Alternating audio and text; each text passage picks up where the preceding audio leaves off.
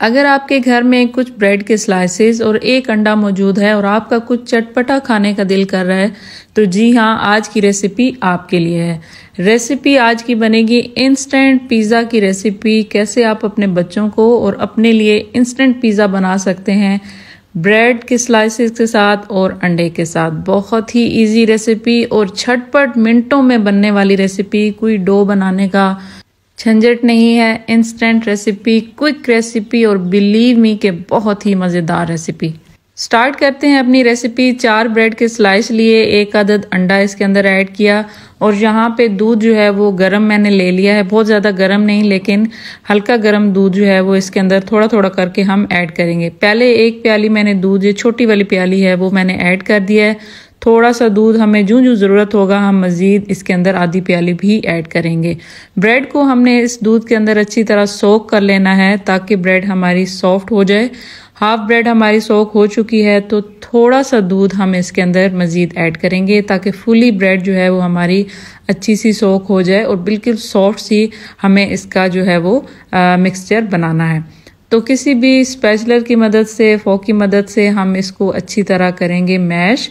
और मैश करने का काम थोड़ा सा टाइम लेगा, लेकिन अच्छी तरह आपने सारी ब्रेड को अंडे के साथ मिक्स करके बिल्कुल अच्छा सा मैश कर लेना है। बाकी इंग्रेडिएंट्स जो जा रहे हैं इसके अंदर वो है जी इसमें सूजी। तकरीबन 3 से 4 टेबलस्पून आपने इसके अंदर सूजी ऐड कर देनी है और सारे मिक्सचर को अच्छा सा मिक्स करना है। यहाँ पे मैंने स्पैचुलर ले लिया है। स्पैचुला की मदद से अच्छी तरह जो है वो हमारी जो है ना ब्रेड भी, सूजी भी और एग भी अच्छी तरह ये मिक्स हो गया है। बाकी इंग्रेडिएंट्स इसमें जो जा रहे हैं उसमें हाफ टी स्पून सॉल्ट है, half tea spoon baking soda है और तकरीबन 1 टीस्पून ही इसमें चीनी है। बस ये इंग्रेडिएंट्स इसके अंदर जाएंगे। सारी चीज़ों को हमने अच्छा सा मिक्स करना है। मिक्स करने के बाद इसको थोड़ी देर तकरीबन 5 से 7 मिनट हम रेस्ट दे देंगे ताकि जो सूजी है वो अच्छी तरह जो है वो उसके अंदर सॉफ्ट हो जाए।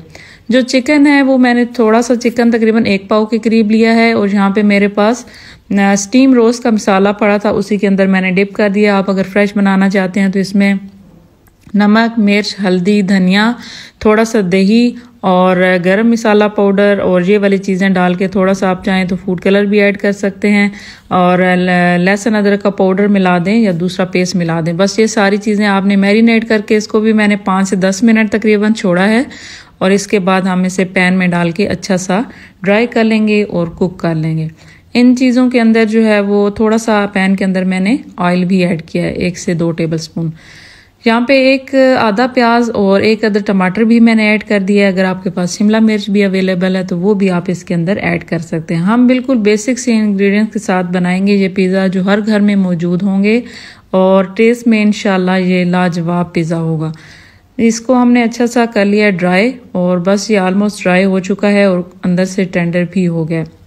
दूसरी तरफ हमने एक पैन लेना है। मेरा पैन थोड़ा सा बड़ा है, लेकिन अगर आपके पास थोड़ा सा छोटा पैन है तो वो वेल एंड गुड है, लेकिन मैं इसी के अंदर बना रही हूँ। इसको हमने अच्छी तरह कर लेना है ग्रीस बहुत अच्छा सा करके जो हमने बैटर बनाया था ब्रेड, अंडा और सूजी का मिक्स करके वो हमने इसके अंदर स्प्रेड करना है।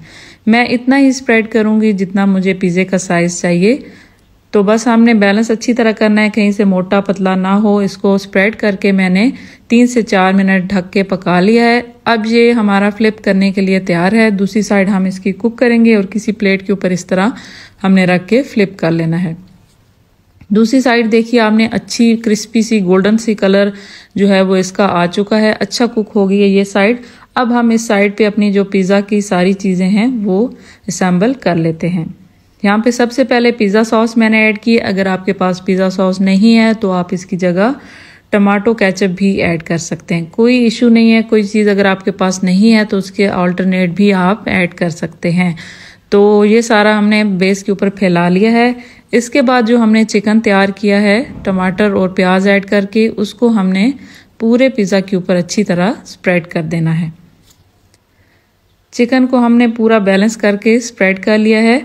अब नेक्स्ट बारी आती है इसके ऊपर चीज़ की। आपके घर में जो चीज़ भी अवेलेबल है, मेरे पास चेडर चीज़ अवेलेबल थी, मैं वही ऐड कर रही हूँ। बिलफर्ज अगर आपके पास चीज़ भी नहीं अवेलेबल तो आप मायोनीज थोड़ा थोड़ा करके वो ऐड कर सकते हैं, या मायोनीज और केचप को मिक्स करके एक सॉस सी बना के वो आप थोड़ी सी ऊपर स्प्रेड कर दें। यानी हर चीज़ का अल्टरनेट जो है वो आपने कर लेना है। कोई भी चीज़ अगर नहीं है तो आपने परेशान नहीं होना।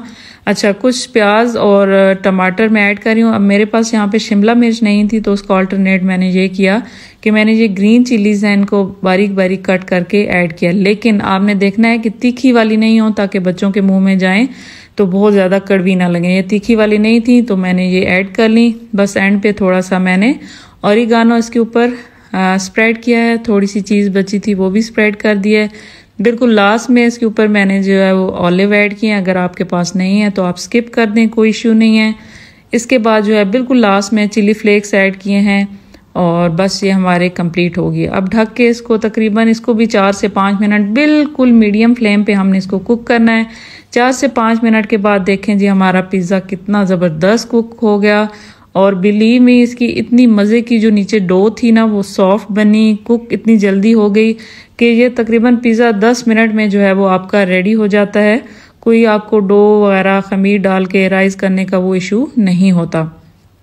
तो फाइनल लुक देखें, मैं आपको कट करके भी दिखा रही हूँ एक स्लाइस। बच्चों को बहुत ज़्यादा ये पिज़्ज़ा पसंद आया था और बहुत अच्छा है ये इंस्टेंट पिज़्ज़ा बना। आप लंच बॉक्स में दे सकती हैं। कभी जब आपका मूड हो, किसी हाइटी वगैरह के लिए कोई अचानक गेस्ट आ जाए, अगर आपको बनाना पड़े तो ये रेसिपी बहुत ही कमाल की है। आप ज़रूर ट्राई कीजिएगा। अगर मेरी रेसिपीज़ मेरे पेज से देखते हैं तो मेरे पेज को फॉलो करें, और अगर मेरी रेसिपीज़ मेरे चैनल से देखते हैं तो काइंडली मेरे चैनल को ज़रूर सब्सक्राइब कर दिया करें। इसी के साथ मुझे दीजिए इजाज़त। अल्लाह हाफिज़।